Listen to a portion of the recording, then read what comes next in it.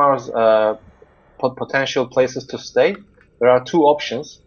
I guess one will be a secured location, like a police guest house. This could be a hotel, like an international hotel, or it could be my place. So that's why I leave that option to Ingmar. I mean, probably someone will tell him to decide whether he wants to stay at a hotel, like an international hotel. Think of Hilton, for example, or it could be my place. I think there's I just want to emphasize the hotel is all ready for you to go to. Yeah. And then the invitation from Ahmet is sort of a personal option that's been added. Yeah. I think, I think there's some interesting potential with the whole stay at Ahmet's place, but I don't think it feels very natural for the character to just say, okay, I'll stay at your home and eat your cookies or something. Right. So, I mean, unless your character kind of makes it like something like, it would be a personal honor for you to stay with me or something like that, I guess my character would just go to the hotel and say, oh, thank you very much. But, that kind of thing. You could certainly have him over for dinner or something like that. Yeah, something like that would make sense. Definitely. Okay. Let's stick that. Okay, well, it will be better if you stay at the hotel for a few nights, and if you want to come to my place, we'll surely be happy to, accommodate you in our house. It's a big mansion. Thank you for the invitation, Chief Commissar Ahmed. Mm-hmm. Thank you. Now, what we have is sort of a weird and one of those strange, weird and boring waits that you have when you go to a faraway city and you have official business there, like maybe a convention in my case or something, but it hasn't started yet. So what do they do with you? They say, okay, well, he'll be here at 9 o'clock in the morning, and you're just kind of sitting there. Mm-hmm.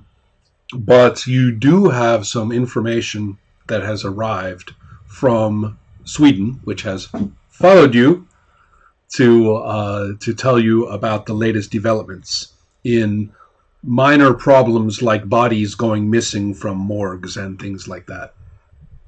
Is there anything from Marcus specifically? Let's see. Maybe I give him a call or something? You could give Marcus a call, but you will find that another employee who usually is junior to Marcus, answers and says that actually Marcus is under, he says Marcus isn't available, and then he knows it's you, so he says, I'll tell you, there's an internal investigation that he's being investigated. So he's been relieved of his immediate duties, and I'm kind of taking over for a little while. And whose initiative was it for that internal investigation? That was Max, Captain Olson. That was Max. Okay. Sorry. The guy you're talking to says, it's pretty strange, Ingmar. There's stories that make no sense at all, and nobody can believe it, but it looks as though Marcus may have been up to something with bodies. Listen, there's some case material coming to you that's I'm not allowed to see, but I know they have it. I think they found something out about those bodies of the women who were killed. I don't know if they found them or not, but there's supposed to be some information coming to you soon, and it's creepy around here. Nobody can talk about anything except corpses, but nobody's allowed to say anything. So, what's that guy's name? Oh, this guy? Oh, sure, why not? Actually, you know what? Yeah, I'm trying to. Okay. I'm trying to see if this is the right guy, but sure. This is Johan, and he's younger than you. He did college in America, so he likes to go by Joe instead of Johann. And he also, likes to talk a lot about how Sweden is, boring and behind and left behind and things like that. So he's everyone knows Johann is not really destined to become a career police officer here in Sweden, and he'll be the first to tell you that. So he's sharing a little bit with you. Okay. One thing about my character. Is there any, do I know anything about Marcus that would lead me to think that there could be anything to this story? It doesn't seem very likely. I mean, he's the head technician and lab manager for the morgue. That doesn't mean he's the chief coroner, the actual scientific, forensics guy who does this. But he's the guy who makes everything else work, and he probably knows as much about forensics as anybody because of his practical contact. But and so anybody who has that position is probably a little bit weird. In biology, it's the people who study insects, not the field researchers, but the taxonomists who are deep in the museum. We all know that the entomology taxonomists are a little strange. And I think it's the same way. I mean, if you're a morgue attendant, everybody is going to think that you're strange, so you probably start acting that way anyway, eventually. So let's just say Marcus isn't the most regularly normal person ever. So it's kind of easy to think that he's a little bit creepy, but he doesn't rub his hands together or anything like that. He's just, a little disaffected from real people. Yeah. Sometimes. I think I just asked Joe, very quickly. Do you think there's anything to this? He goes, Marcus? Well, I've seen a couple of things, and I never wanted to say anything, but he was always just a little bit tight with security with the people who were supposed to get in, and a little bit loose with security maybe with some people who that might not. So, we never really, he's really, really good at his job. We all like Marcus. But, some of us who work here have always thought maybe, from your perspective as Ingmar, to answer your question, you can't think of a single instance that connects with that. But then again, you're higher ranked. And we all know that higher ranked people know less and less and less. So yeah, I guess I'll just ask Joe. Hey, Joe, not to push you against the wall or anything, but if you know something in the meanwhile, give me a call. He says, hey, no problem. You can bet a lot of us are real interested. I'm real interested in how it goes for you down there. Okay, thanks a lot, Joe. That counts a lot. Thank you. I'll call you later. Bye. Okay, so the information that's coming to you quite soon is, I would say, the huge time difference, but there is no huge time difference, so I guess it's not a big deal. The only thing I really have to say is that it's fascinating. There's some really strange things about it. First of all, yes. The women's bodies have been found, and the analysis and data are still being handled. So it's but this is an official report that's secure and encrypted, and it is very clear that the body, it's much more complicated than the videos, the films would indicate. And so now there's talk of a much larger group of people who might be involved, and it's much more technically accomplished. Whatever was done was much more technical than anything you had thought from the videos. So the details have to wait because those are going to go through the Turks. Mm-hmm. And then everybody, that's what the Swedish guys all call you guys, the Turks, when they talk. So, so more information is coming. This is kind of a notification and a few other details regarding Julia. It is thought that there was some serious irregularities among the staff. Something went really wrong. Marcus swears up and down that he was looking right at her, turned around and she was gone. It couldn't have been more than an hour. It's not like he was hanging out in the room with her body after he got it ready. He wasn't there. So it's not as though he can say, I literally turned around and turned back. But for all practical purposes, that's what it seems like. I mean, maybe there's an hour or so that's unaccounted for. And unlike all the TV shows, no, they do not keep cameras on 24 hours in every single room of every single business or facility. That doesn't happen. So, especially a secure area.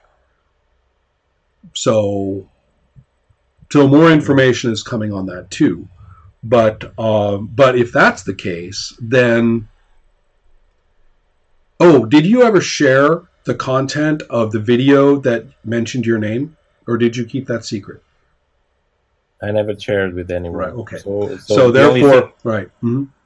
Yeah, I left that open to yourself. So my perception is only that the people who watch the video knows, and probably some higher ups, whatever. But okay.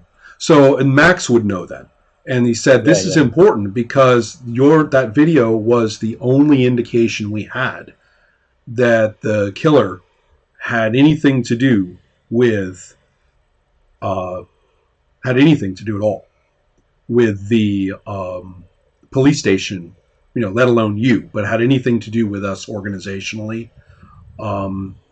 And so, obviously you're a person of interest. Ever since then, you've had a very careful investigation done on you.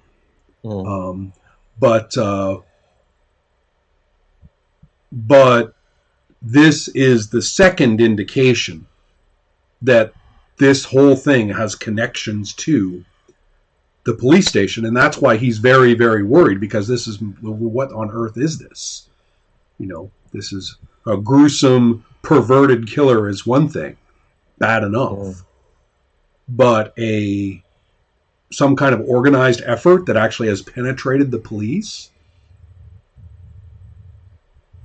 Okay. Yeah. So those are some things you're thinking about. I wanted to ask if there were any other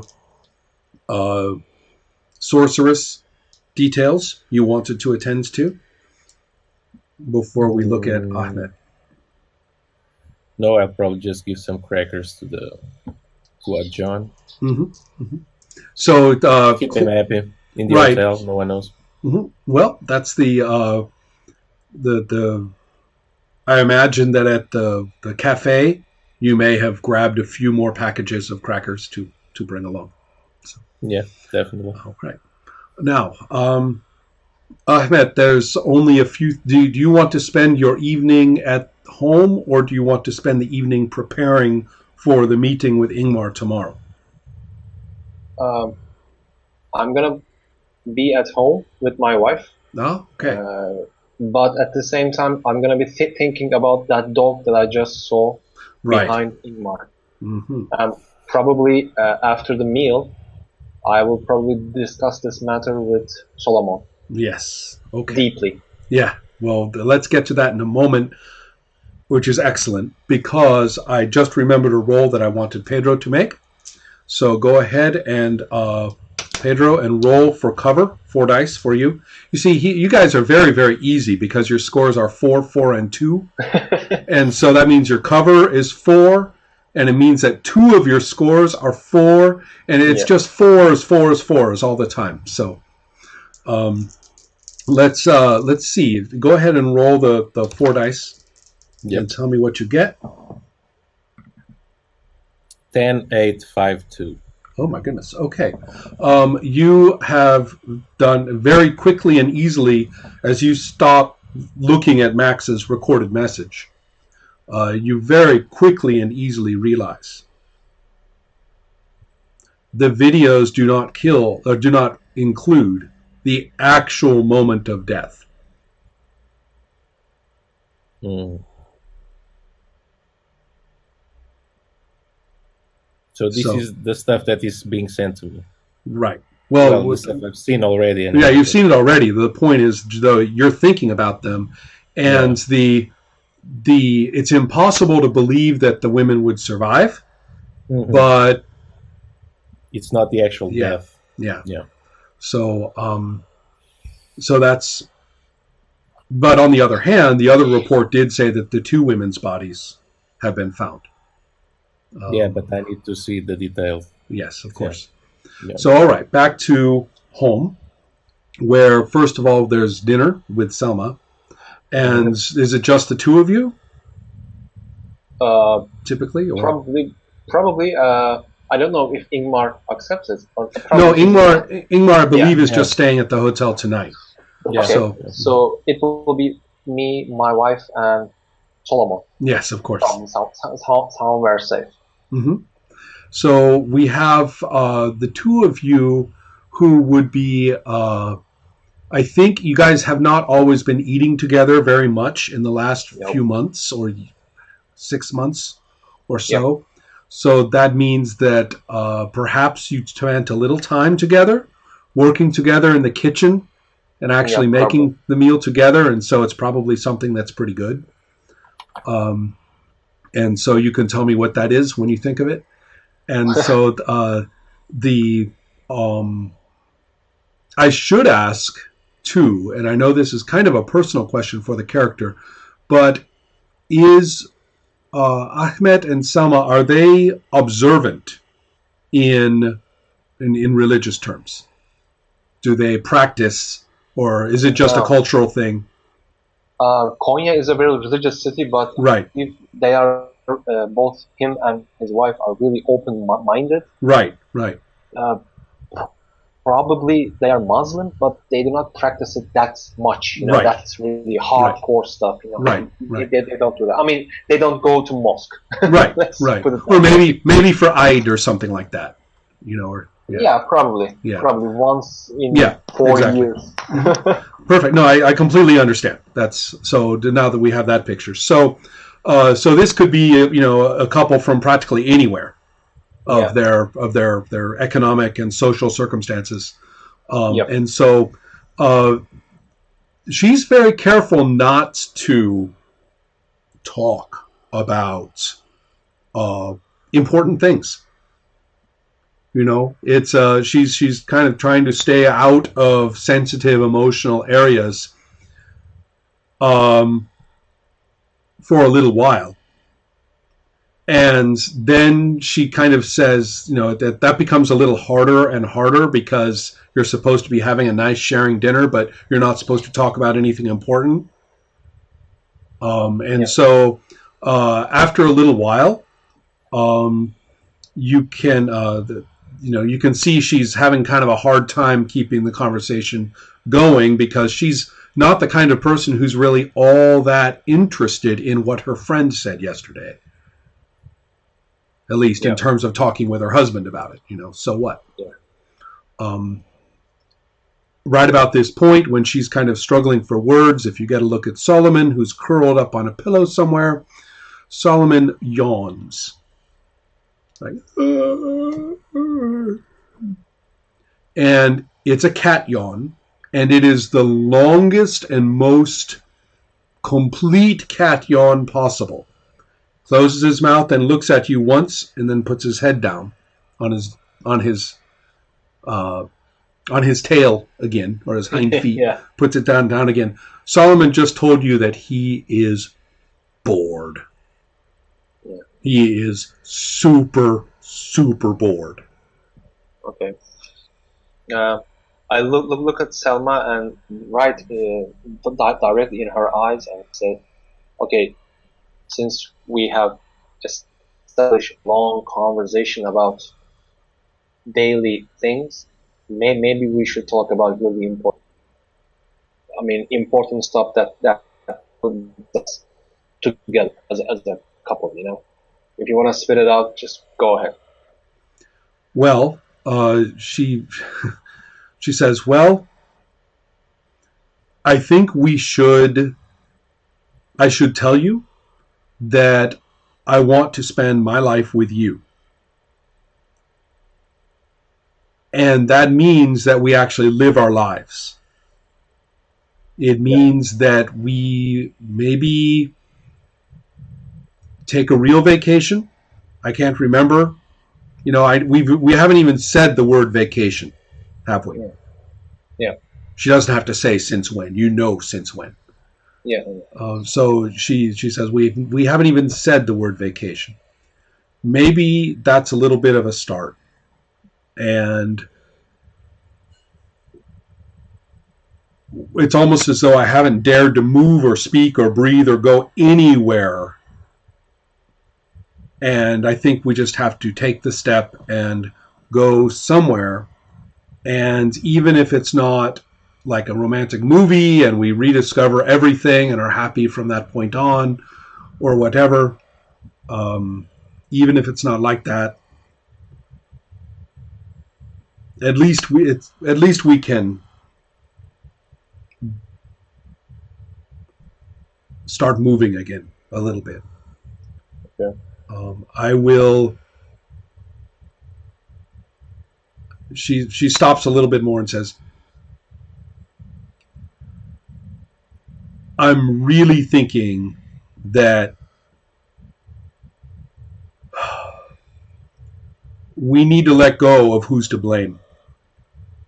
We need to not talk about that.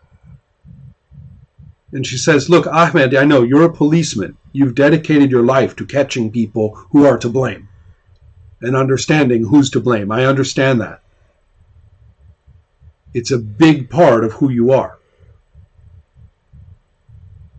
But can't you see that doesn't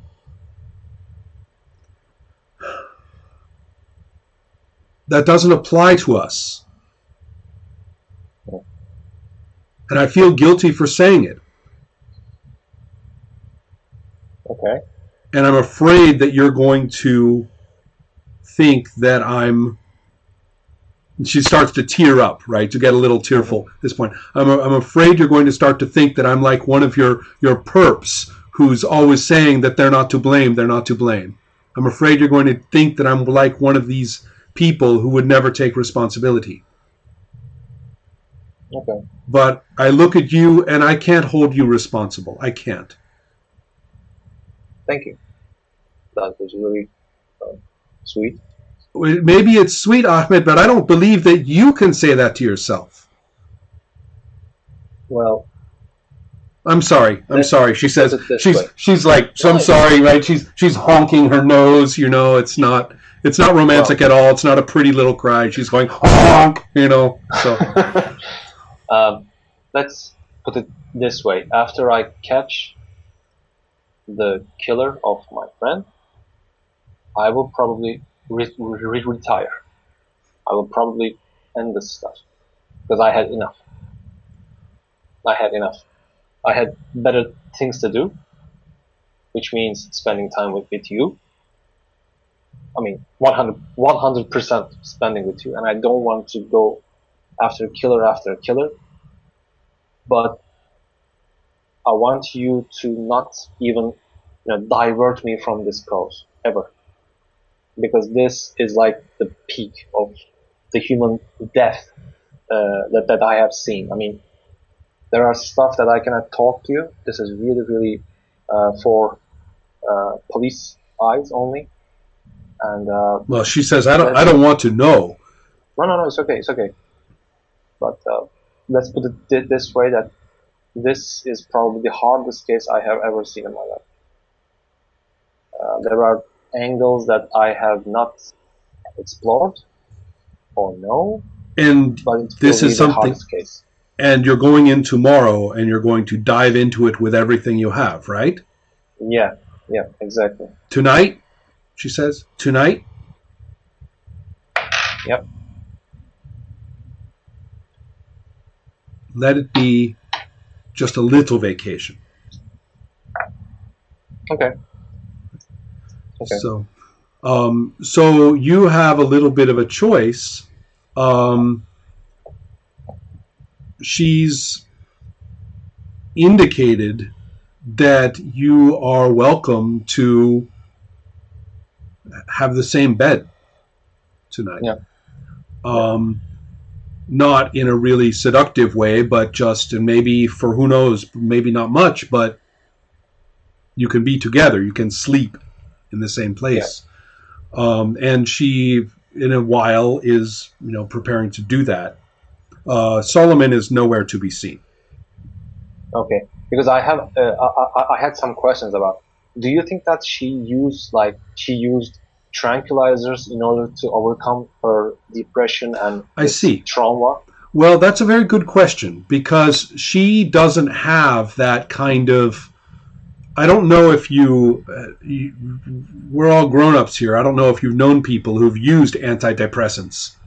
And so they tend to be a little bit even and cheerful, It kind of keeps them from being, too up and down is the whole point. Yep.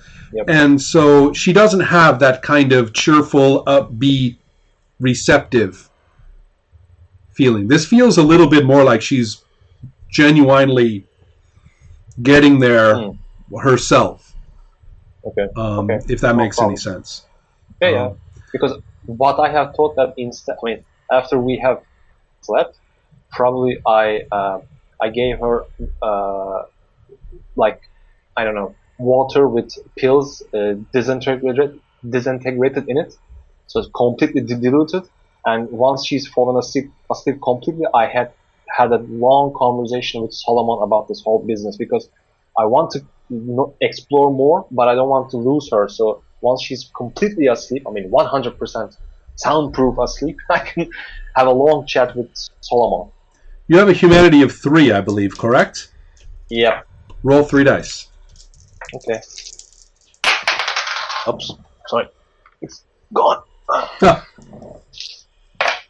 Okay, it's 652. You do not lose a point of humanity. My roll was a high 5. Okay. Good. So, I thought it was. That's my judgment upon drugging your wife, so you can go talk to your cat. Yeah. Your grieving wife, I might add. So. Yeah, okay. Exactly. Is this thing? You have to go. No, but can you check on something? Mom sent me a message. Okay. Even when I. Okay. There. Yep. Bye, Jonathan. Go. Okay. So, I interrupt my role playing to talk to my son. So I guess I get a humanity increase. Okay. What happens is that you're looking around for Solomon, and you're starting to have kind of a hard time. Okay. He's not around? Not immediately, no. Okay. I go to the basement, and I whisper his name in an increasing chant, so that he can excellent. hear me. So you will see that there is a corner around it's a complicated basement, as a mansion. And so as you see around a corner, you can see his eyes gleam, and then he ducks back behind something. What are you wishing for, Solomon? Should I play with you? Do you want me to catch you? Follow you? I need your help, because you are the wisest cat I have ever seen in my life. So please help me. I beg you. And so,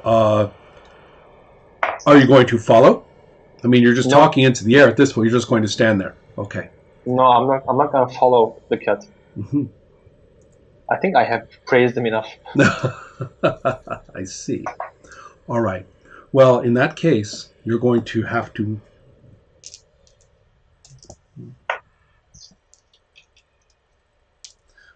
take your will and add 1 die. Okay. And So it's 5 hard dice. Mm-hmm. Okay. It's 3, 3, 4, 6. I'm just gonna roll 1 again. It's 9. Okay. The highest die is not 9. Yes. Okay. Well, at this point, I'm afraid you're going to have a bad time because your cat does not respond. Okay. Okay. And I'm going to check on a couple of points here. I need to get my little demon sheets out. As you are standing there, and Solomon does not come back, when will you give up and go upstairs, or will you follow, or what will you do? I'm gonna follow him. Okay. I'm gonna follow him. Roll your stamina. Okay. It's 2 dice. It's 6 and 9. Okay, well, there's only 1 degree of victory against you with a 10. Oh, okay. And so you find that you are held fast in place, that you are you can move and breathe and talk and things like that, but you cannot go anywhere. Okay. And well, you have seen Solomon do this to other people. Oh. Okay. Right. I got it. Right. So, so the make a then one more thing. Make a lore roll.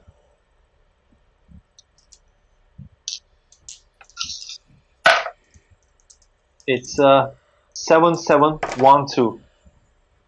Oh, excellent. All right. You succeed. My highest is a 5, and you realize that through the senses, that the noises that are coming from where Solomon came from, and the winds that you hear blowing there, and the dialogues that you hear kind of in the wind, in the air noises, and coming from an echoing space. And you realize that Solomon is keeping you out of some extreme danger. Okay. And only very, very, very early in the morning. So you've been standing there for hours. Oh my God. Okay. Does Solomon come back? And he stinks of old death. Okay. Can I move, or now you can move. Okay, I kneel down and I try to hold him in my hands. He does the cat thing where he jumps away and he says to you, 100%, I'm not talking to you, and goes up the stairs. Okay. Why are you treating me like this? I was here. Yes, well, he heard you tell Selma that you would be there for her 100%. Okay, I got it. And so, but whatever, on the other hand, he just did something too. Yeah. Can I at least ask him? I mean, okay, you did something, right? I mean, through the whole night, right? What the hell was that?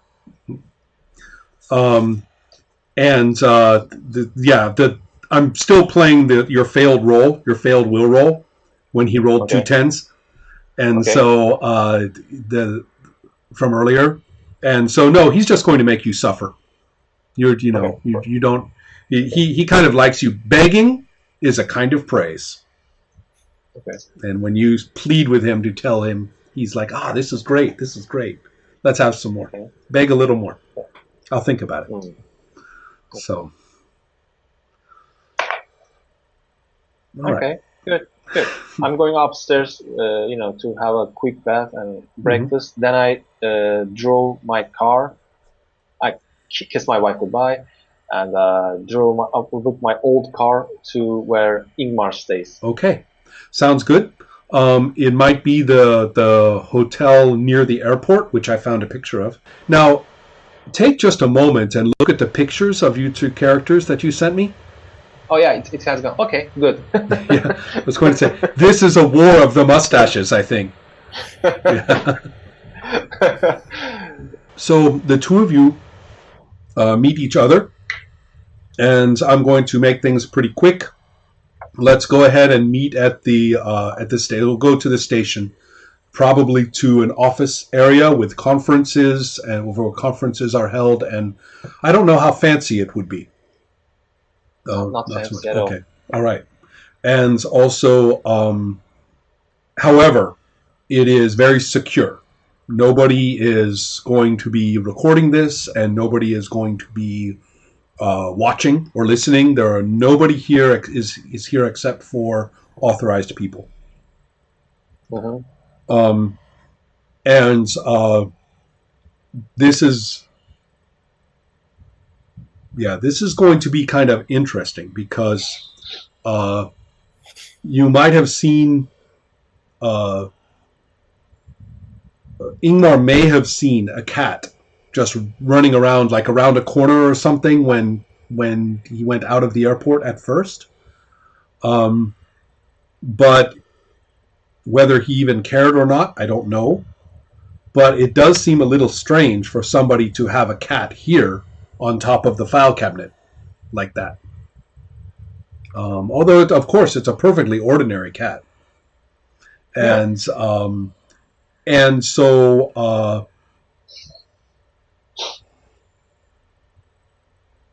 Odd John had told you before going in, before you get in the car.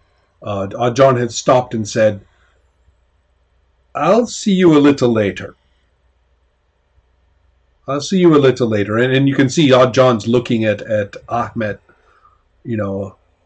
gives one significant look and says, I'll see you a little bit later. Maybe, don't worry. You and I need to find some things out for us. I'm the only one who can see it, right? Who can see Odd John, yes. Yeah. I was just asking if it was all or nothing, or if I can, for example, see it, but no one else does. A lot of the time, yes. Yeah, okay. Okay, I don't say anything because obviously I'm next to Chief Commissar. That's right. Yeah, right. I'm like...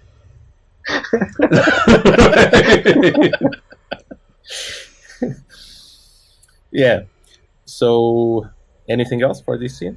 That was... I'm switching back and forth in an irresponsible way. I just covered 3 different scenes in the last few sentences. So, let's put them all in order in our minds, and now you're at the police station. And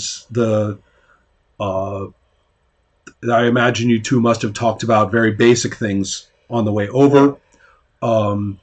Neither of you are very talkative men, but did you mention anything out of the ordinary on the way over? Go ahead, Ingmar. Well, I wouldn't have mentioned like anything out of the ordinary, like especially.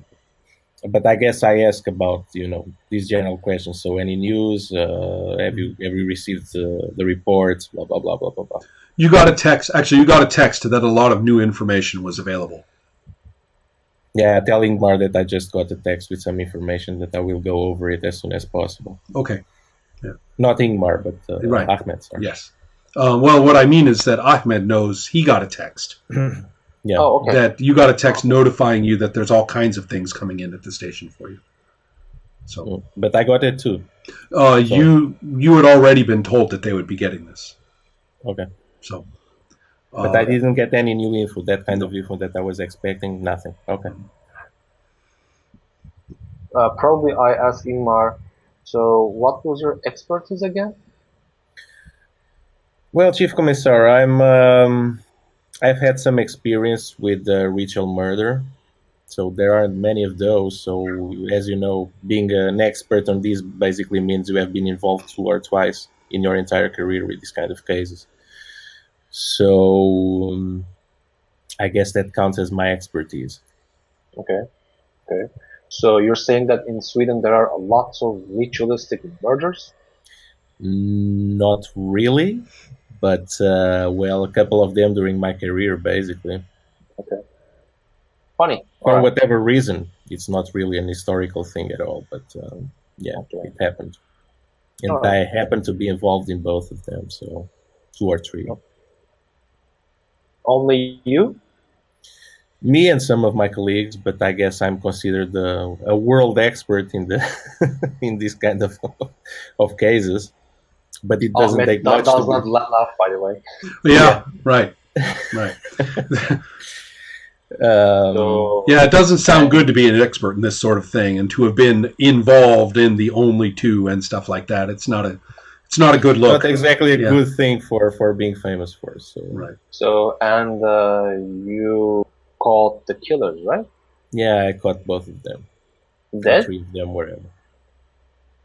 Dead Sorry, or alive? Dead or alive? alive. And they confess, right? Well, in some cases they did. In a couple of cases they didn't. But the proofs were so substantial that it was irrelevant, the confession. Okay. But some of them Okay. did confess. There's not like a lot of variation in terms of their modus operandi. Like they all have they tend to have some similarities in terms of behavior psychology. But yeah, there's some variety. Some of them admit, some of them don't. But they usually tend to want to publicize what they did, so it's kind of rare. The thing I would point out is that the FBI in the United States has an extremely extensive literature on this, and which is where all those TV shows come from. And Not from Sweden. right, no, not from Sweden, but but it's unlike national security. The FBI is pretty good about sharing this information out to all kinds of other places. So Okay. therefore, that kind of information would be available to both of you. Neither of you need to have serial ritual killers explained to you. Yeah, I guess this is just a kind of small talk really Yeah, that we are yeah. having in a sense. Yeah. Yeah. Okay. Breaking the ice. So what I want to proceed with is the kind of where this is a pretty technical and businessy kind of arrangement. There's a few things to learn about. I'm not sure just where I want to start. Some of it's kind of horrifying. Number one, let's start with the 2 women, Ulrika and Sophie, who were killed first in Sweden. Do I know about them? Or Yes, you know that they're... Well, wait, I'm not sure you do. No, you don't. So this is news to you that he's already involved in some kind of case. Okay. Or maybe you knew that he was involved in something to do with that was similar to your situation, but you didn't have the details yet. Now it is here. But so he didn't know at all that there not was very something much, going no. in Sweden. Yeah, not very much. kind of related. Okay, Right. okay. The relationship was kept very quiet until now. But now he knows. Yes. Okay. And so the main thing that connected the you before was the tattooing on Mehmet's body. And that's crazy, of course. I mean, Mehmet would never get tattoos, and these symbols and things are nothing, imaginable that he could have got anywhere. And that they have a lot in common. The symbols have a lot in common with a lot of the artistic carvings in the ruins. Those ruins have a lot of art, everything. I mean, it's like these people living in these semi-subterranean dwellings had nothing better to do than draw pictures on everything. So yeah. So anyway, there's lots like that. Now here is the details that come in. Number one, the women's bodies have been found, and they have been found in storage areas, classic situation, storage areas, and that Marcus had access to those storage areas. And these are like public storage, places where people just keep their things. And this is one of the cheaper ones that isn't very, people don't, care as much about their stuff. And so it probably would have been pretty easy to smuggle a body in there. Now, the two women have been decapitated.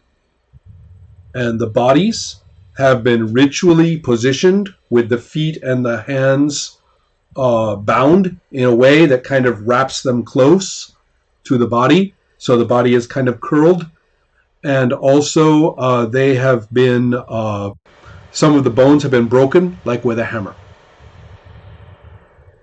And this is the terrifying, and they've been somehow treated with some kind of chemical, perhaps not very well, that has preserved them,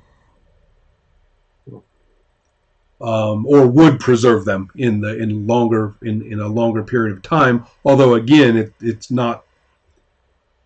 it doesn't seem as though the person really knew what they were doing. The coroner can tell you it wouldn't work. It's like somebody tried to preserve it, it wouldn't work. Here are a couple of important points. The tattooing on them is far more extensive than the simple designs that you saw in the video. And Mehmet, it's the same kind of thing. The tattoos on these bodies are like what you are seeing in Mehmet and what you are very familiar with from the ruins. Okay.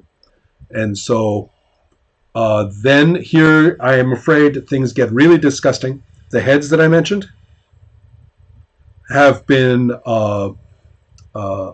stripped of their flesh and painted crudely, like with faces, eyes, and as if it was a face, and then had been placed in a obviously formal position. Somebody had set up, whoever it is, had set up a little shelf, like an IKEA shelf, a billy, right? They got a small billy, and they nailed it together like you do with IKEA things, and you put it up, and there's one right there. See? And then the two skulls have been placed there. Ibars, you probably know this, but this is exactly like what people did in Katahoyek. Katahoyek, all right. I'll try. Okay. All right, I'll try later.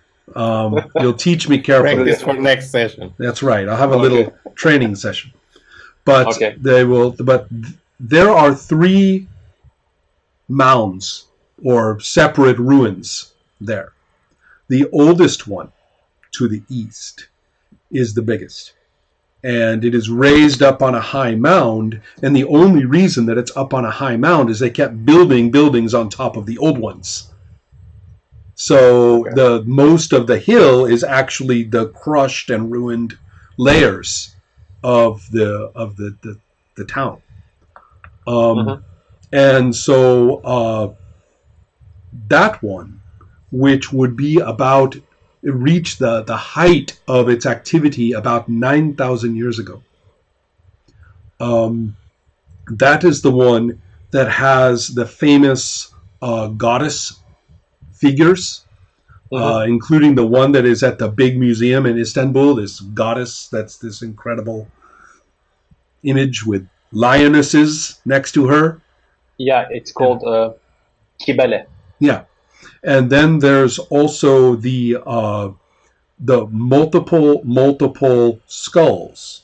And there's 2 kinds. One is cows. Cows and cow horns were all over the place in there. People would set them up as decoration, and there'd be a cow head or horns on something or everywhere. The other thing is, do you know where they buried dead bodies? Did they take them out decently onto the plain out there by the river and dig a hole and put them in it or something? No. Remember how I said that the old buildings were just beneath you and all ruined and just rubble and weird tunnels and things that nobody's using anymore? Well, that's where you put the bodies. Yeah. Catacombs. Yes. And you decapitate them, binds them, break their bones, and then you take their skull and you paint it and you keep it on your shelf. This apparently was ordinary behavior. Okay. And so, so this is actually fairly common tourist knowledge. So this is not too exotic. Ahmet knows far more about the reality of these practices than any scholar or archaeologist or theoretician. Yep. Ahmet knows some pretty scary things about what this was really about. And so, but this information, that doing this to these bodies up in Sweden is really strange. And the fact too is that it's not very well done. The painting is crude. The preservation of the bodies is not technologically particularly effective. It's as though some crazy person read a book about it. Okay. But yeah, the markings, that's different. The markings are phenomenally accurate. And you have been in places in those ruins that the archaeologists have not been. You have seen more decorations, more writing, more designs than they have. And these tattoos, they know what they're doing. So now Ingmar knows very, very little about any of these details. So I assume that you would instantly see that Ahmet was recognizing and really checking every detail of all these things from the videos and the pictures from the discovery of the bodies. That's really strange. I mean, that you did not expect to see more tattooing on these. So, how do you guys? Yeah. All I'm saying is you can see he's really attentive to this. I guess I asked him if you're probably reading these did you get this information before you got to the car, or are you checking this stuff in the car as we? Oh no, I'm sorry. You guys are at the conference room at the police station now. Oh, okay. This is not on a phone. This is on the computer with graphics and the printout and things like that. You guys are there. You've taken off your coats. You are busy, looking at everything together and beginning to get used to each other and ask each other questions and things like that. Yeah. And by the way, yeah, that Turkish coffee, the Turks are confused apparently.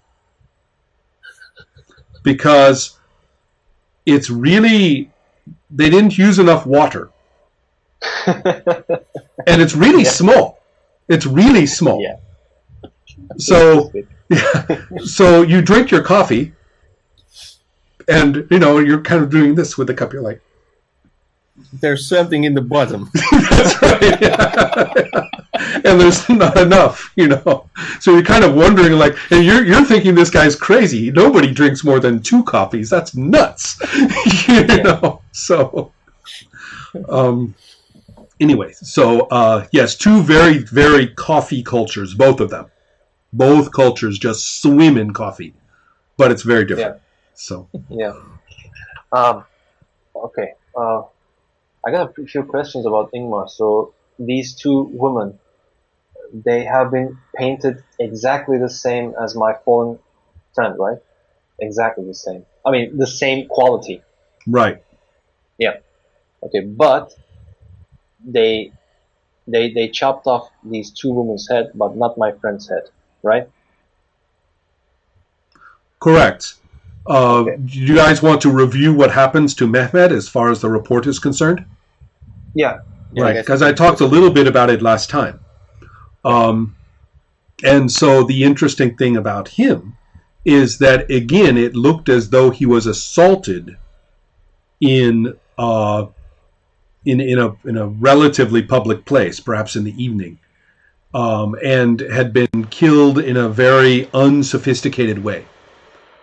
Almost as though the person was beating him frantically, and then who knows whether the person even,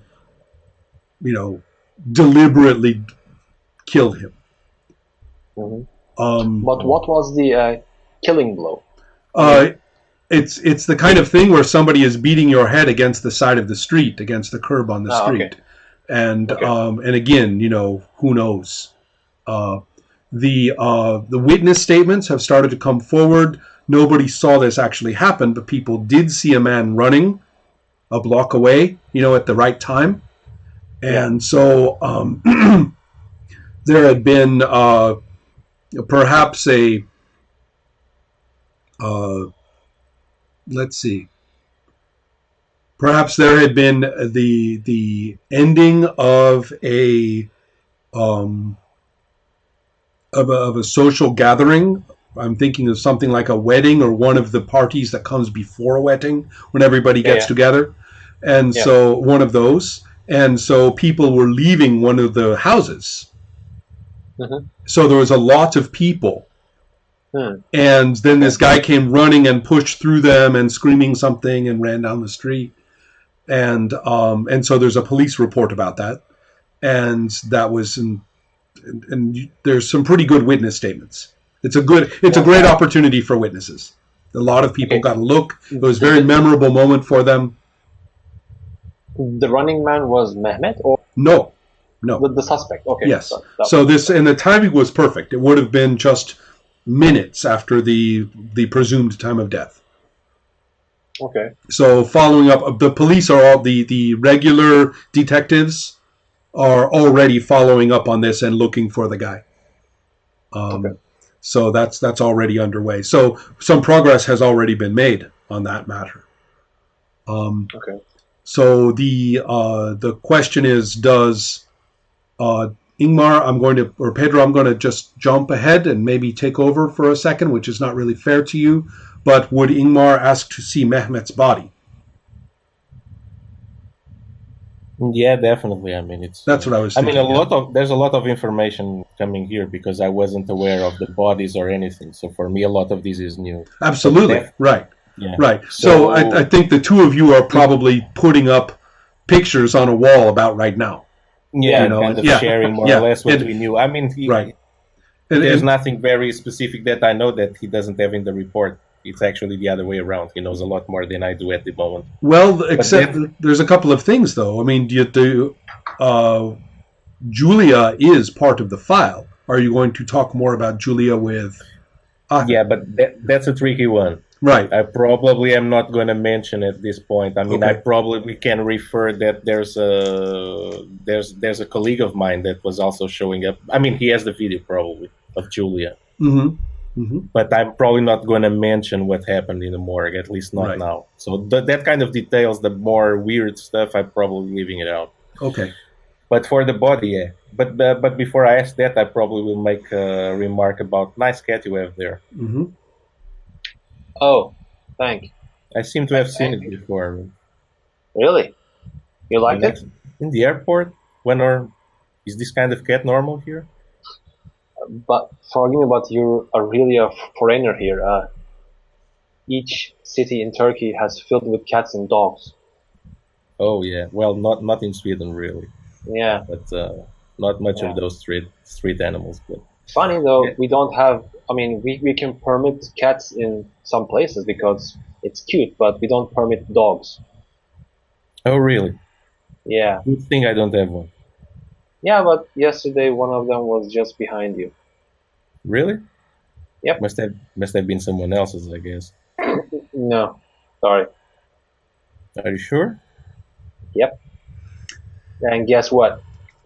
Although the cameras in this station is really old, it works. And there were no dogs in it. Interesting. Tell me more, Commissar. No, you tell me more. You're the visitor here.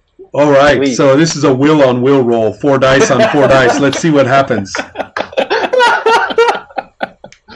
All right. Okay. Mine is 8651. A second. Okay.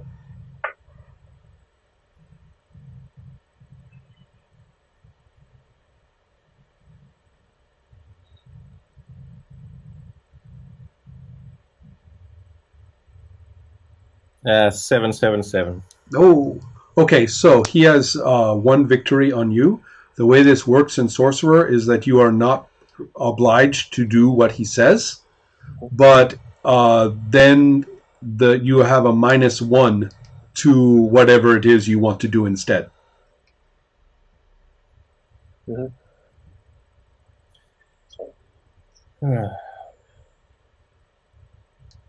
Let's say that I have a special companion, which may You be have. your. Well, You have a special company. I have a feeling you have one too, Commissar. And Solomon at this point says, his name's Odd John, and he's really, really, really, really ugly. Yeah, I know. But I say this out loud. Right, You know? right. I know. Uh-huh. Are you And talking to someone, Commissar? Yeah, but at least when I talk that particular one, he doesn't piss on my trousers. Right? Well, I'm sorry about the smell, Commissar. Yeah. You know these things. Well, let's put everything beside, okay? I Yeah. can see that you know what I am, right? I guess at this point, yes. yeah. Yeah, pretty obvious. After you drink 2 coffees, everything must be clearly, apparent to you. That's true. So, but I know what you are too. You know? You're the first one I meet, Commissar. I didn't know there were others, but I had suspected, others, but not in Sweden. Sorry. we're people too, Commissar. Yeah, with planes and everywhere, you can travel around. I mean, yeah, you can have an access worldwide. I'm just a guy in this country, in this city. But let's cut to the chase, okay? Somebody has killed my best friend. Sorry, Solomon. Please. Anyway, If Solomon's like, I've been putting up with this shit all day. Is But, that for everyone or just for him? No, it's just for. He's Yeah. not talking to you. You're not really a person yet, as far as Solomon is concerned. Very animal-like, yes. Yeah. Okay. Basically, on these proofs, the facts that we have on the killings is that it's a kind of an amateur job, but someone who has done a little bit of extensive research into some matters that I am really really interested in. Are you referring also to the tattoos? Because, I mean, Yep. what I see here is that these tattoos are not exactly the ones in the movies. Yeah. So Well, what's your thinking about that? When I met with Solomon, and when he has saved my life when I was a kid, I was in some ruins. You don't know about these ruins pretty much. I know. It's a worldwide known heritage, like a UNESCO heritage site. It's a bit south of here, a bit southeast from here. It's called Çatalhöyük, right? It's a huge underground city. And when I was a kid, I had fallen down in a well and pretty much, in a desperate situation. Then I contacted Solomon, and the rest is history. But Solomon looks very, very, very, very pleased with himself. Yeah. But funny enough, there are some tunnels and chambers down there. Chambers that no one else knew. Or no one else knew up to this day. So these tattoos are the carvings that are chambers, and pretty much somewhat like a map of these tunnels, of these chambers. Up to this day, no written scientific proof has been done on these tunnels.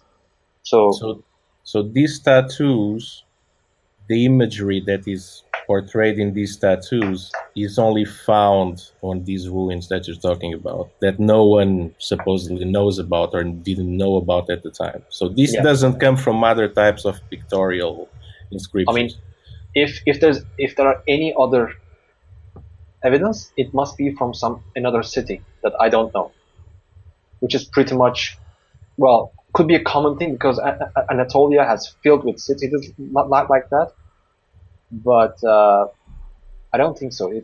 It must be someone from here. And guess what? If we show on the reports that the killer has access to Çatalhöyük's secrets labs, secret rooms, guess what will happen? People were going to investigate there, and pretty much they will, come into contact with other beings like cat and the dog. Sorry, Solomon. Well, Let's there's something have- I need to share. So, Yeah. Oh, no, go ahead, Ingmar. Go ahead with Ingmar first. yeah. There's something I need to share with you since we are coming clean on this, Commissar, which is a good friend of mine was also killed related sorry. to this case. So this, My condolences. thank you very much. Julia, the body that wasn't been found yet, that hasn't been found yet. Well, she was my dear colleague. What happens is that, unlike these reports says, she was actually found at the morgue, and she was at the morgue, and the body disappeared, as if in a puff of smoke. One moment it was there, the other moment my colleague Marcus and me, we checked out, and the body wasn't there. So, To be fair, there is an hour. there is an hour of wiggle room, so to say, that something could have happened, but it just doesn't smell right. And given what you are telling me, and this is starting to smack of something not very natural, Yeah. I'm not sure if this is. Well, I'm pretty much open to your opinions here. You seem to know a lot more about this stuff than I do. This is how Ahmed is going to roll his lore against some dice I'm going to roll. And then that's going to be a bonus if you succeed for Ingmar's detective thinking. Okay. Here I go. 10, 9, 7, 4. Total victory. I got a 10. I got a 10, actually, not technically, not really, because of the tie, but I tied out with a 10, and then you beat all the rest of my dice. Okay. So 3 victories. Nice. So that's plus 3 dice for Ingmar's cover. So that's a 7 die roll. So your discussion of the lore enhances him putting together these ideas all at once with all this information in front of him. Okay, nice. So go ahead and roll and tell me what you get with 7 dice. Give me a sec.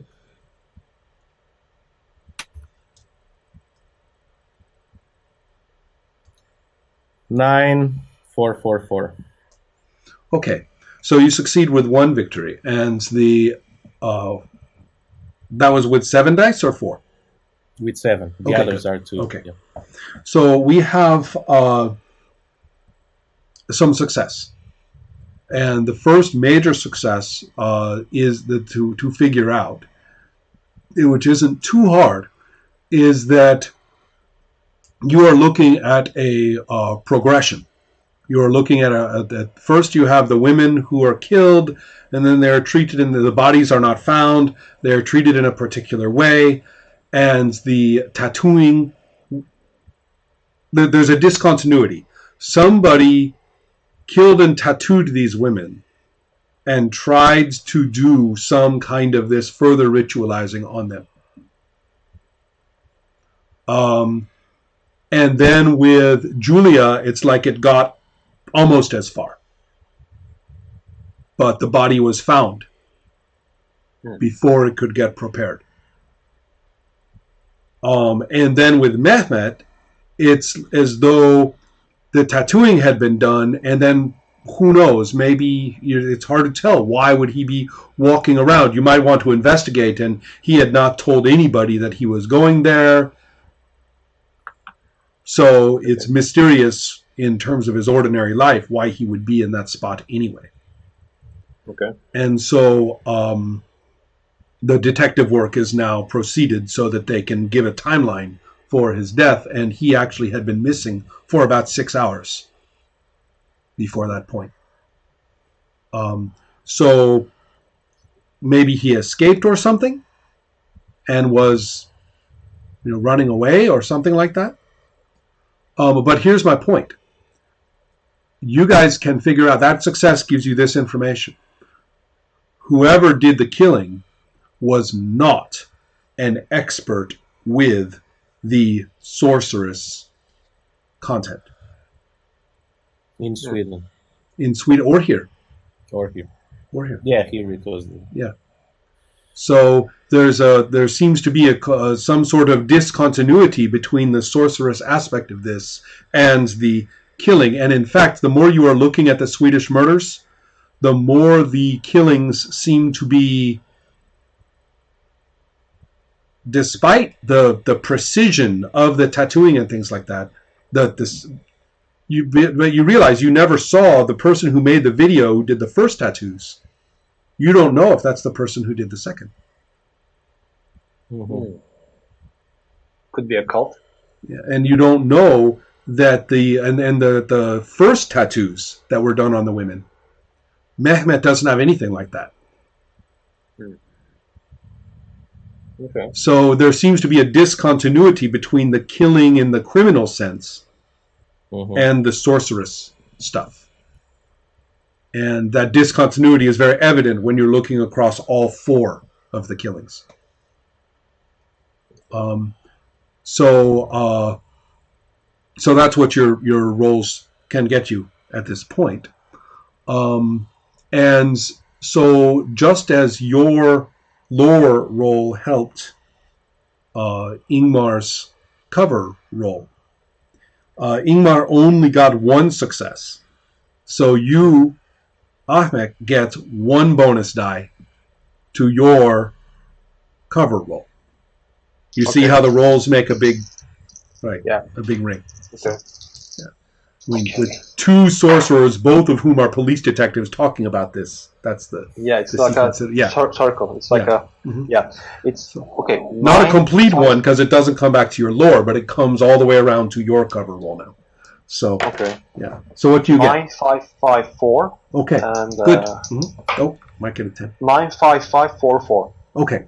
So you have 1 success, like he did, and the success tells us, or tells the 2 of you, that the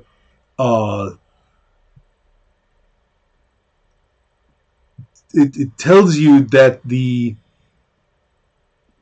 events in Sweden have begun something. That that there is a as I say, a progression of effect here. And that the effect is very connected. I mean, it's happening in the ruins. There is activity there that matters. Not of people, but especially with what Solomon did last night, you realize that he probably went and visited the ruins without you.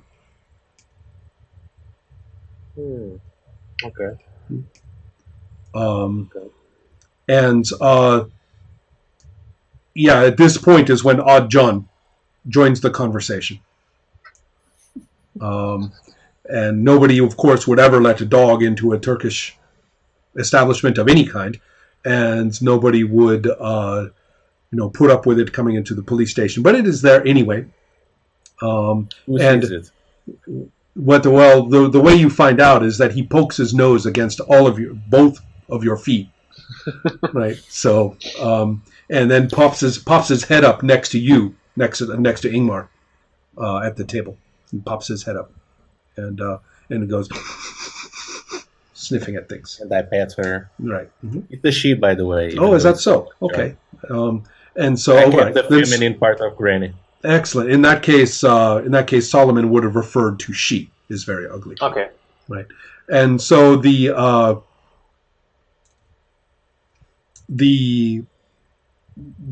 first thing that Oddjohn will tell you is that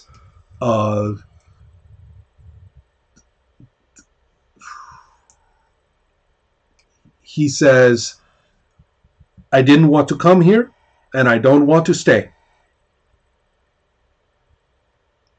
And, this guy, this guy's, well, he does scary things. We don't need to do scary things. We should be enjoying ourselves instead. You mean Commissar? Is that what he is? Yeah. Says, Or do you mean his cat? well, never mind him. You're not afraid of him? The two animals look at each other at that point, directly, eye contact, and you could swear both of them laugh. It's not an ordinary noise for these animals, for a cat and a dog. They both make a noise which is a little too much like a human laughing. And what does it mean? I mean, do I perceive is it like a kind of like buddy laugh? Right. Kind It's of like like can you something believe believe how stupid Okay. believe how stupid these guys are? Kind of laugh. Right. I remember my dog. Right. Okay. Well, we'll probably stay a little bit longer, but then we'll have an afternoon together or something, and I give her a cookie. Mm-hmm.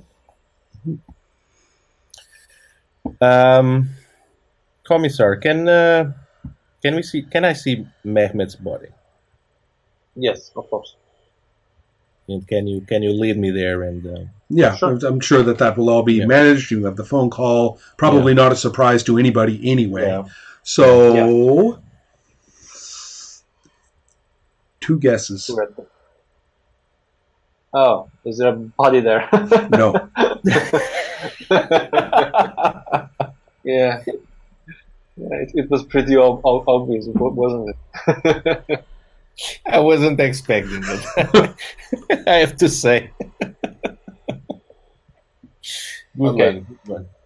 As soon as we enter the morgue and we don't see a body, I scream at the guy who's in charge of, keeping this room safe. Well, he of course is just completely shocked. I mean, he even greeted you with, "Okay, everything's all set," and now it's the time factor is about an hour and 15 minutes, I would say. But yes, I mean, this is just crazy. Well, Commissar, I wouldn't be too hard on them. This sounds like exactly what happened in Sweden. No. On the contrary, we must be hard on them. Because if they suspect something unnatural, it will trail to us. Use your head. Okay. Right. Okay. Act normally. If a corpse disappears in a morgue, it's a big issue. Okay. Act like it's a big issue. If you act cool, then people will see what's wrong with you, right? Good thing, Commissar.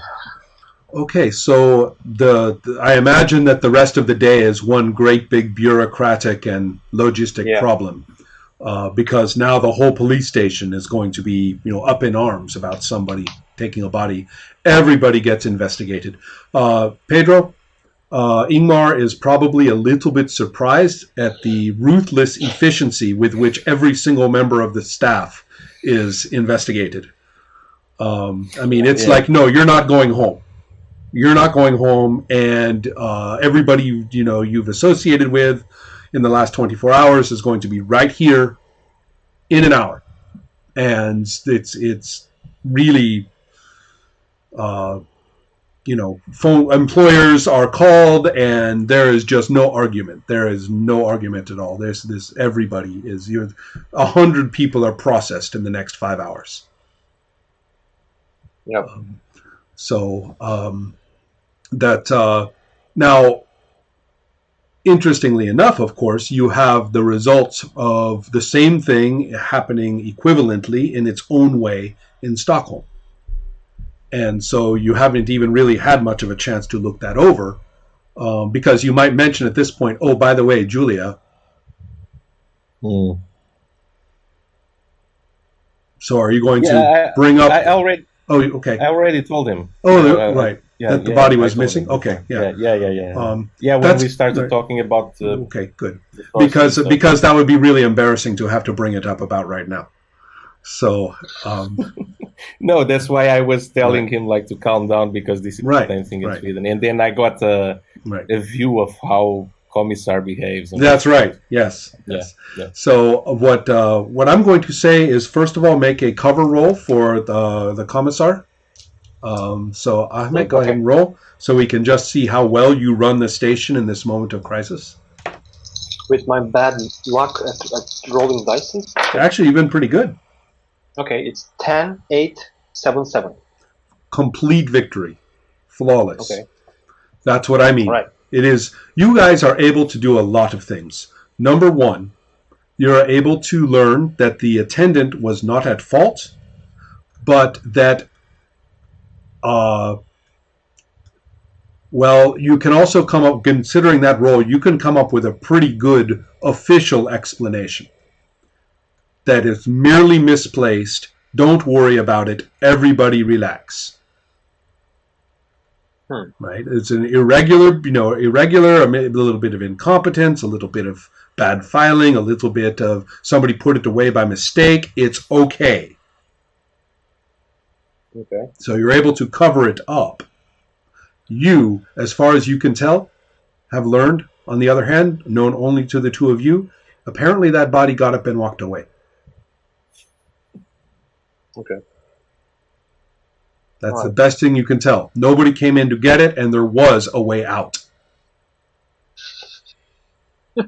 So everyone in the police station is just like kind of playing along with the thing. And well, no, what I'm saying is that everybody at the police station has been pretty much told, and either believes because there's not much alternative, or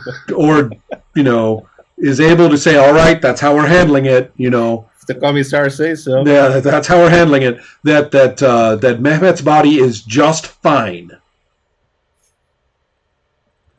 Yeah. Yes, we had a little bit of a scare, and we know it's a little gruesome. We've all seen too many movies. But it's all just everything's fine.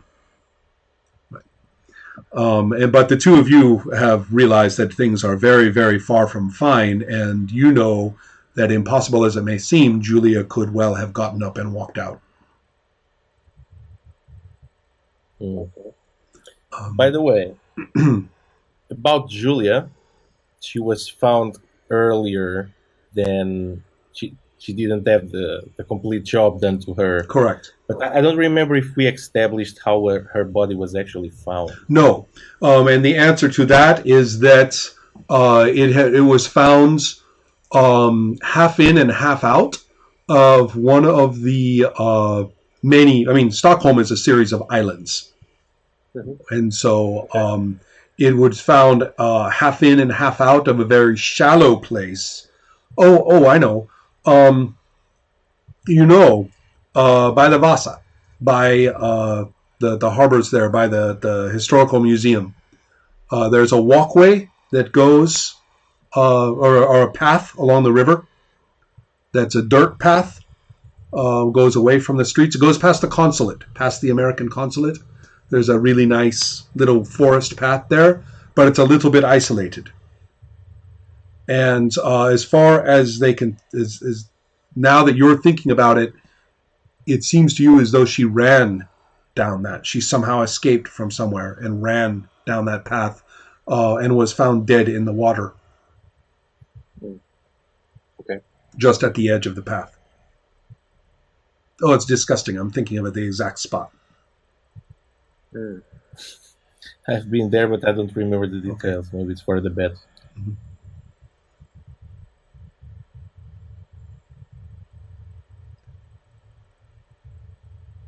It's something like a bog or something. A little Bog? bit, although this is a really wide river with boats on it and Oh, okay. everything. It's kind of a nice place. But at the edge of the water, there's a lot of very shallow spots. Okay. So people can go and sit on the rocks, or kids can go and wade there and things like that. And there are a lot of spots like that, many of which have some big bushes. So you can go and have a picnic and be a little bit away from the city streets. Stuff like that. Yeah. This is an interesting look at two cities. Konya is not a river city, I don't think, anyway. No. And so it's definitely the flat plains of Anatolia, where the men where they beat the weapons out of iron when no one else did. Up there in the walled cities that I have read about. So we have, I think, the roles have been pretty good. You've been able to see how some things have been put together. Your demons have been acting a little bit comfortable with each other. But both of you can see that they are not telling you everything. Solomon has already refused, and Odd John has been pretty vague. They have been pretty evasive about what they know or how they feel involved in this. So do you want to do anything about that?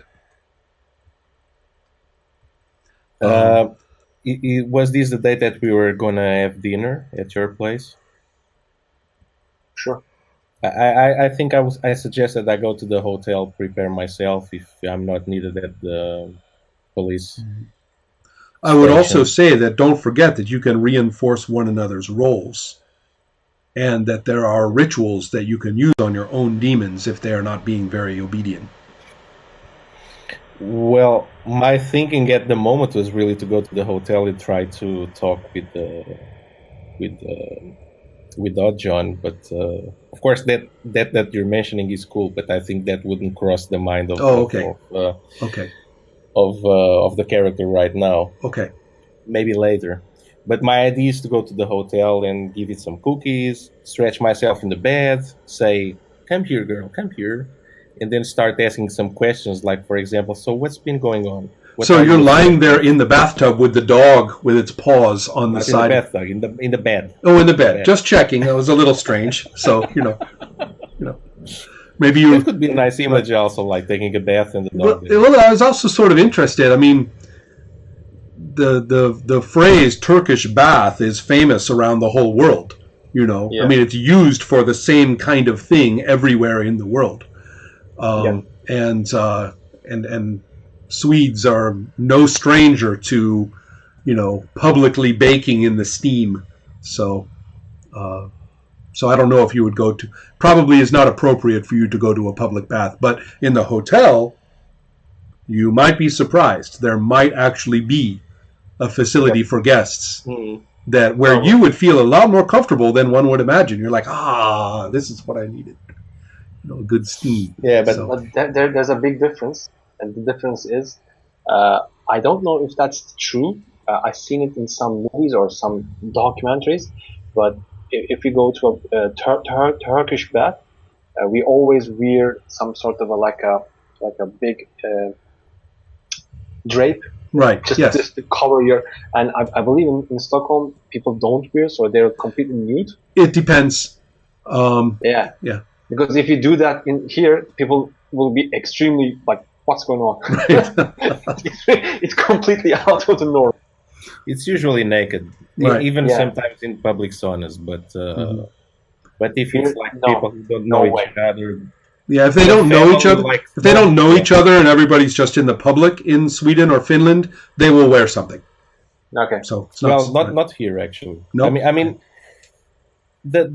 if it's like colleagues or people from the same university, that kind of thing, everyone goes naked. Right. Sometimes even mixed, boys, girls. All together. No way. Yeah. No way. But if it's like people that you don't really have any clue who they are, they just showed up there. Right. Sometimes they wear it, sometimes not. Right. It could be your friend, your brother. No way. Okay. All Yeah, right. not here. All right. Interesting. Okay. So so I don't know. I mean, I'm just amused. You don't have to send Ingmar to the bath at the hotel. I'm just amused at him going with his towel, walking in. He's about to take off the towel, looks left, looks right, and kind of puts his towel back on. So, I mean, it's not a very convenient place to talk alone, right? no, I know, but it's an amusing image. The imagery is awesome. I know. I can't resist it. So. I'm thinking if there was some way of doing that, but yeah, Right. it doesn't make sense. So okay, but talking to Odd John, this is going to definitely be. You're going to have to impose your will upon him to make him talk. So please feel free to use that. 1, 2, 3, 4. And unfortunately, unlike Ibarus, you are not so good on your binding roll with Odd John. You got a really good roll on this last time, remember? Even with a very badly disadvantaged, but you did it. So let's see how you do. 10, 8, 7. Wow. Oh, so close. Odd John just wags his tail and says, listen, it's better if you don't know. All I can say is that I'm going to, I asked you to protect me, and I'll do the same for you. That cat, who is Solomon, and Odd John cocks his head and says, isn't that a boy's name? I guess so. And why, is it a she?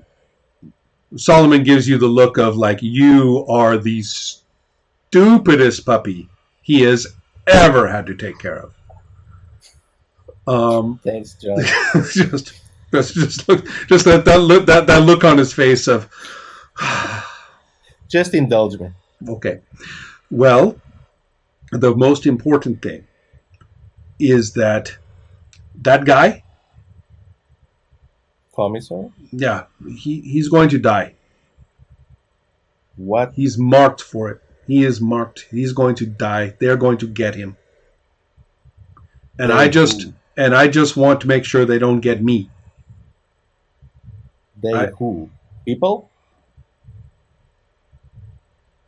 John gets very serious and says, not any more. Can I tell the commissar what you're telling me here? I suppose. Don't let him get us in trouble, though. Okay, here's a cracker. Now, John, you need to tell me stuff that is important because I need to work with the commissar, okay? There's a lot of important things here. So, I understand that you don't want to tell me everything, but whatever you can tell me at the right moment, just please do, okay? Well, you won that will roll last session, so we're going to go with that. And he will say, long ago,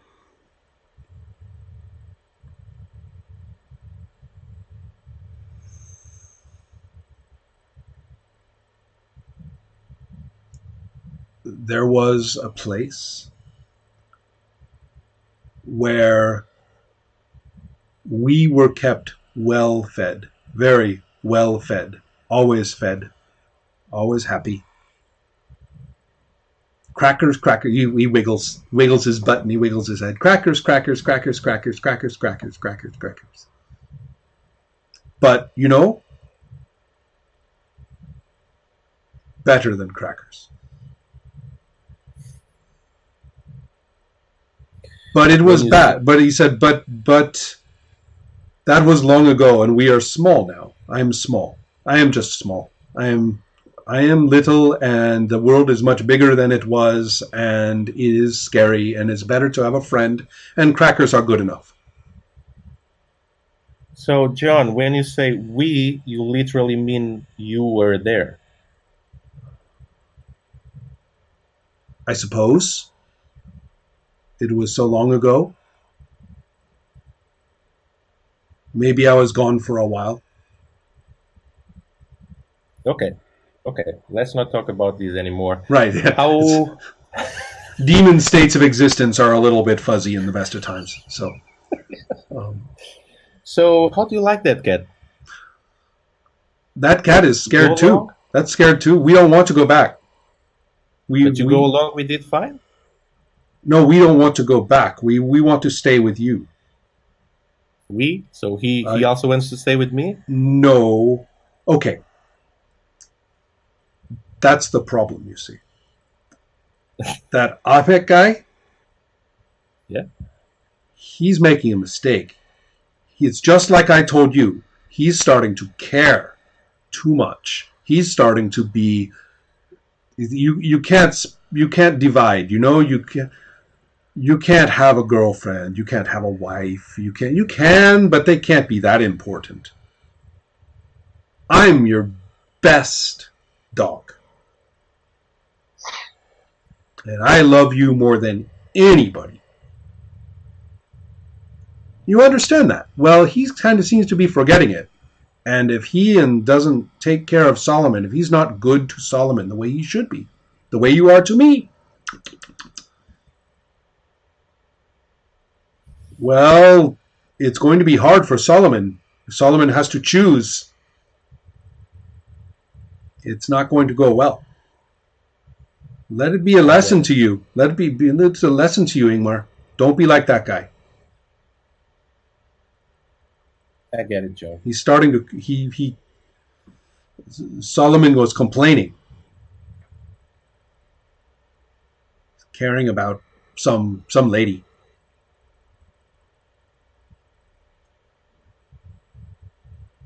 Okay, John. Have another cracker. Yeah, but John isn't really all that sensitive in this regard. He says, like you, but that lady's gone, so it's okay. Yeah. You don't happen to know anything else about that lady that I don't know at the moment, right, John? It's kind of important. He whines. He whines a couple times. Is that a scared whining? He says, "Can you not ask me? Can you just let it go away?" For the moment? Yeah. But we'll have to come back to this again, John. That whine he made, you realize he wasn't scared. Okay. He is a hair away from getting aggressive. Okay. I'll just pat him, give him another cookie, and that's it. Dinner time. Slight problem, Ahmed. After a very nice morning, when Selma had said, we hardly talked about anything, actually, but I feel like I feel as though we said so much. She was saying, I think I'm going to unpack some things today and take a look at them. Okay. If you don't want me to leave them around, I'll just let you know what room they're in and you can decide. What are those things that you want to She's talking about a lot of your daughter's stuff. Oh, okay. Which... No, it's cool. Okay. Go ahead. So, and it's your house anyway. I mean, this is your house too. So go ahead. She looks around and says, "This place. I hardly know what half the rooms are anymore." Yeah. So, sometimes, in the past, she's sort of complained about, why can't we just maybe... She can't bring herself to leave it, but it's kind of weird. Yeah. So, when you come back, though, strangely enough, she doesn't want to talk to you. She says, "Actually, I don't feel very well. I'm sorry. I think I need to I'm sorry. I know we have a guest. I need to just keep to myself this evening, okay?" What's wrong? Are you ill? No. She says, "No, I'm not sick. Maybe it hit me a little hard today. Maybe I'll be fine. I'll see you soon." Okay. Sure. After she leaves, I will take a look at the stuff that she has unpacked and where did she unpack it. This is just in one of the little social rooms in the house that isn't used very much. And there are just some clothes and some toys. And they've been laid out kind of neatly. It doesn't look like she threw them around or had a breakdown or anything like that. The box is not tipped over or anything evident of a strong reaction on her part. It actually, it's a sane. You were looking for the crazy room, No, it's the sane room. Okay. It's not that. Okay. That's a negative on that. Okay. So, but that's a good insight. But that's an important clue. No, it didn't. She was not evidently traumatized by doing this. So, okay. Let's see. I think I will prepare the meal myself. Okay. Sooner or later, Ingmar will appear, and probably by a taxi or something like that. And then, and so you are working in the kitchen. Ingmar, when you come up to the house, John is with you. After Ahmed says hello, and he goes to the kitchen, and you are kind of looking about a little bit. And this is a pretty nice old house, and it's clear that some parts of it are kept not as used as others. Also, a little strangely, there seems to be kind of a double effect. There's like where Ahmed comes in and puts his things, and then there's where Selma comes in and puts her things, and they seem almost like two different paths in the same entry room. So you sort of expect to see like all the shoes. Why is it segregated by husband and wife? Is this some kind of cultural thing? Who knows? Oh. Yeah, and then of course it's not, but Ingmar doesn't know that. So the idea is that when you have a chance to yourself, both of the pets are sitting in a doorway, looking at you. They are next to each other. Let's see, Odd John is sitting in that bull terrier way with the back feet sitting up, but with the back feet sticking up, and then and Solomon is sitting in a cat way, almost like an Egyptian pose. So the body's kind of turned away from. Well, I was thinking where the body's kind of turned away and the head is turned and looking at you. Like that. Both of them are staring at you, and they say simultaneously in your head, "Come on." And they turn around and walk into the house. Yeah, I make like a remark like cats and dogs together. Yeah, something's wrong. Is this world coming to That's exactly right. Kind of, yes. And then I follow them. All right. So the house is where, of course, Dario Argento starts to film things, and so yes, you are taken through some rooms, and some of them are old, and then there are pictures of like weird old Turkish dudes, and there's beautiful furniture, and there's and pretty soon you're doing this kind of orientation thing. Okay, how do I get back again? How big is this place? Things like that. And then you come to a door, and it is there's a carpeted hallway. You had to come up a staircase to get to it. It looks like an area where there are perhaps bedrooms and a bath. There's a door. There are pictures on the hallway, and there are pictures of women and men who look perhaps a century ago, which was a very interesting time in Turkey. And so the uniforms are of different. A person who's familiar with the history would instantly recognize what political factions people belong to from their uniforms and things. The women's styles from that time are extremely, extremely similar to the European styles of the 1920s, almost exactly, in fact.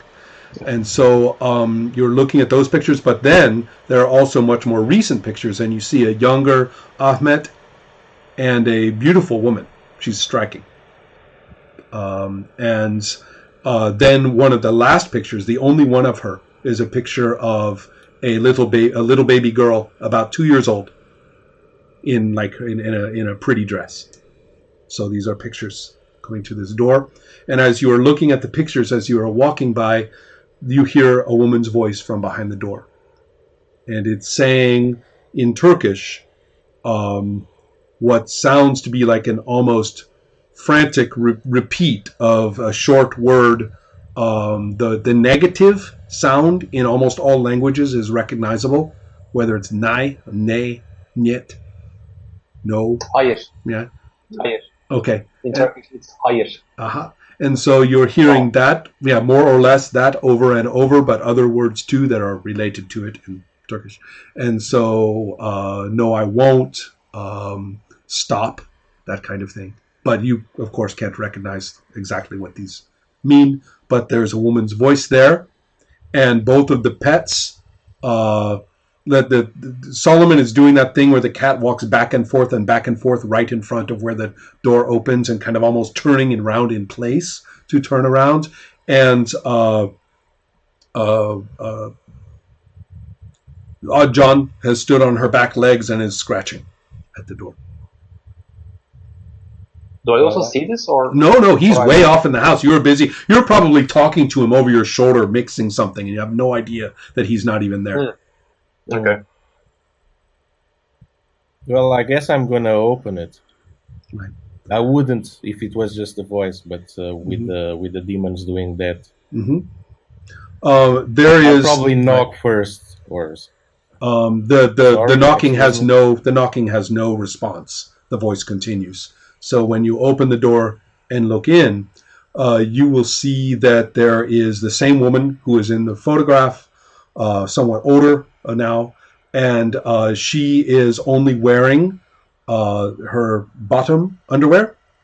There's a mirror there. This is a bedroom. There's a mirror there, and she's been looking in the mirror, and she's kind of shuddering a little bit, and you can see that her body is covered with the tattoos.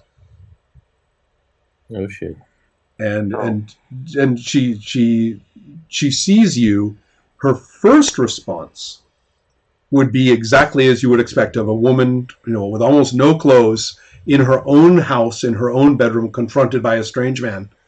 So at first, she's almost conventionally shocked, and then she just falls to her knees and says, "Help me! Help me! Help me!"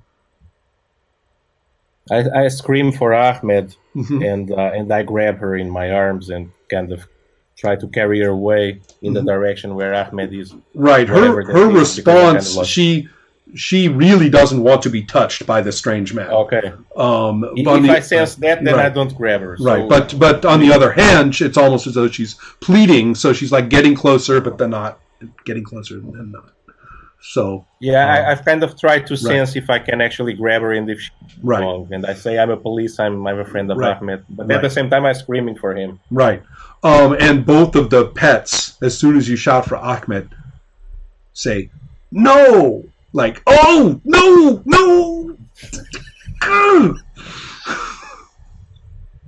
Too late. Yeah. Do I hear the shout? Yes, you do. Okay. Once I hear the shout, I grab my pistol because it's out of ordinary. Then I ran towards that direction of the sound. Okay. Well, you can, you know where your wife's bedroom is, and it's, from there. And so you come in through the other door of the bedroom, which is the main door. He came in the side door of the bedroom.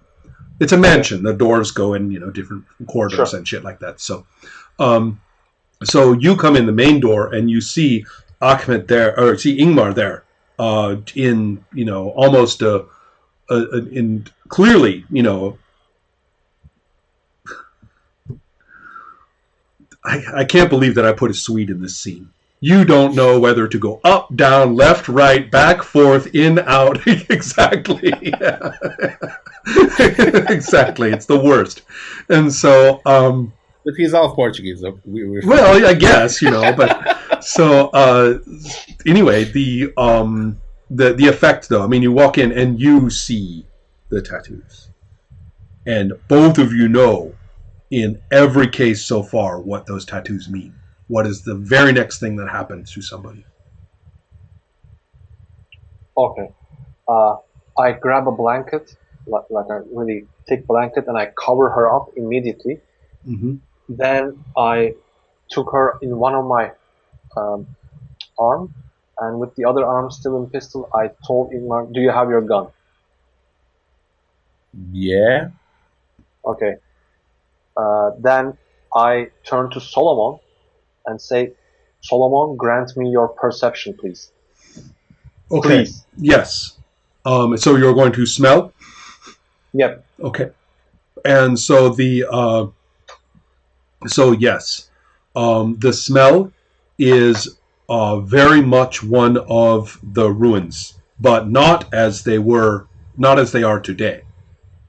The smell of what it must have been like back in those days. Yes. Now, here's something that that the both of the pets are actually having what seems to be some sort of a flashback. They're speaking ritualistically and reflectively. This is some kind of memory on their part, that they do not welcome this memory. They don't like it. They don't want to remember. They don't identify with it, but they know it. And so you, okay, I'm going to talk a little bit about the ruins. I am not talking about the Western Mound, which clearly was some kind of alternate culture and came some centuries later than the height of the Eastern Mound. And I'm not talking about the region which I think is the center of Ahmet's power, which is much later, a millennium later, and comes from the days of of Constantine's empire, and then was maintained as a settlement through a great deal of that period. Although there were ruins by the time of the change in rule, but okay, we can talk more about that in a bit. So, but those ruins, the most recent ones, you know that they were there. The function they served was to put a lock on the old, was to lock down the old, was to keep it contained. To guard it, yes, but guarding it means guarding in as well as out. So okay. when we call you the custodian of the ruins, we mean as well the guardian. So, but it has never been too clear to you exactly what it was that you were guarding in detail. Certain scholars today will tell us that the female figurines were all goddesses, where women were worshipped and the society was matriarchal and everything was shared and everybody was happy before men ruined it. That's actually was the first set of theories about the ruins. Later theories talk about the wonderful artistic inventions of the people and how they must have been so artistic and they must have competed with each other to have such beautiful carvings, because obviously for some reason people would only make beautiful carvings in competitions. I'm not sure I understand that, but that's the theory. And so then there's also the belief among many archaeologists that this was an egalitarian society because there is no distinction in rank from dwelling to dwelling to dwelling. And everybody seems to have used the same routines for food and for garbage and for the thought. There's no public spaces. There's some areas that people think maybe are public chambers, but as far as they can tell, there are no like big gathering halls or open areas inside these structures. Mm-hmm. So they say, well, the tops of the roof, that must have been the social places. And although they don't have any evidence for it, they say there must have been plazas up there, and everybody would go up there to the plazas for all the public gatherings. And it must have been egalitarian and even anarcho-communist because of all the equality. It must have been. Yeah. But there's only one situation in which people have that kind of equality. And that's when they have no choice. Ahmed has suspected for some time that the Eastern Mound was more like a colony or a collection or pens than a community. That maybe this isn't where people lived like a city, but where they were held and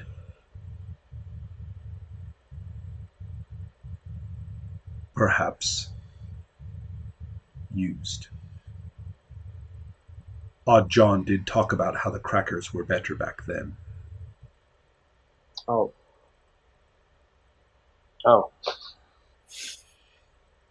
Fine. And that's what they're talking about. They're talking about when people were, well, we keep animals in pens for food, don't we? And breed them there? Yes, we do. And they were talking about how back then, when it was different in this place, and how the powers that built and grew there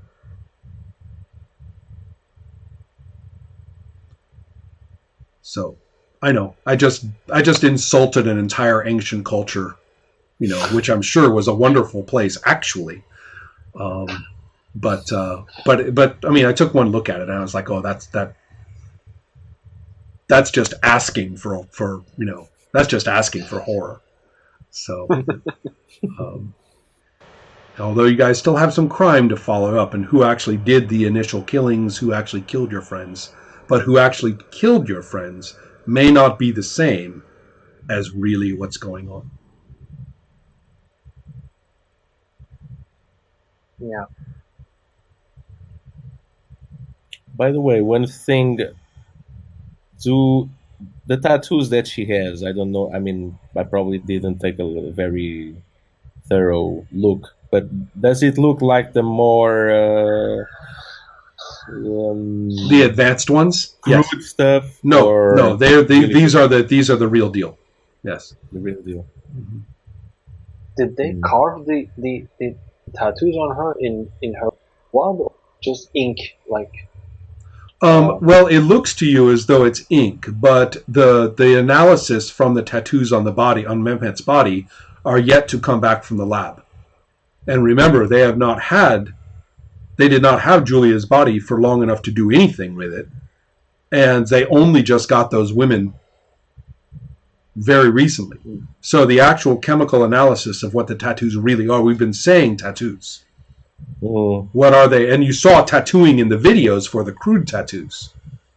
But what are these really? That remains to be seen. Okay.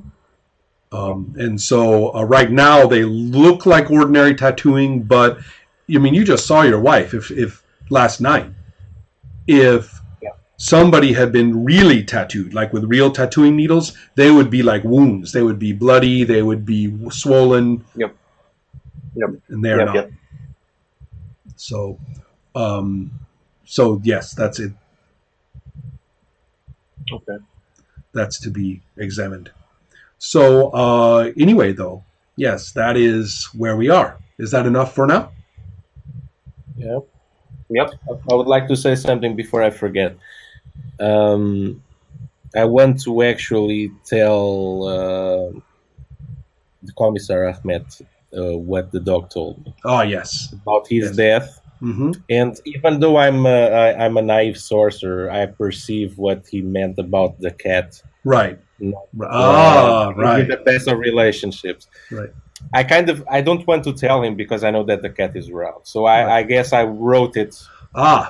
So like some kind of envelope. Okay. And let's just assume, well, actually, I didn't have opportunity to give it. But I better just say this, that is some intention I have, and I don't want to forget for next session. No, that's good. That you want to make it clear. That, you're not going to keep secrets from this guy as far as that's concerned. Sometimes I forget from session to session and have some intention. So this is definitely something that I want to do. But right we can establish when and how later. It's not that important. But even if we forget, we just assume that at some point. So Ibar's, just to make sure, Pedro is making sure that Ingmar is going to tell Ahmed about what John said about Solomon.